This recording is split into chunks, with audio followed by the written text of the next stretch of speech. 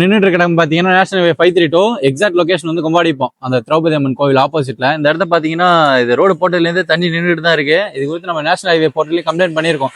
நேற்று தான் கம்ப்ளைண்ட் பண்ணியிருக்கோம். ஆனால் அவங்க இதுக்கப்புறம் தான் ஆக்ஷன் எடுப்பாங்கன்னு நினைக்கிறேன். அப்படி அவங்க ஆக்ஷன் எடுக்கலாம் அடுத்த கட்ட நடவடிக்கை என்கேஜ்ல மனு கொடுத்துட வேண்டியதான்.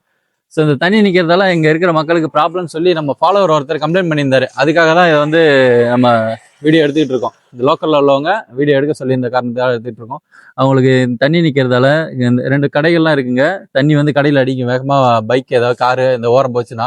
ஸோ அதுவும் பிரச்சனை. அது மட்டும் இல்லாமல் தண்ணி நிற்கிறதால டெங்கு மலேரியா அந்த மாதிரி பல நோய்கள் பரவும்.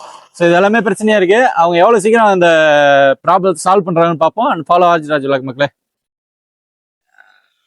இந்த தண்ணி வடிகால் இல்லாமல் தேங்கி நிற்கிறதுனால எங்கள் வீட்டில் கார் போகிற வர கார் இதெல்லாம் தண்ணி அடிக்குது, கடவுளெல்லாம் பாதிக்குது.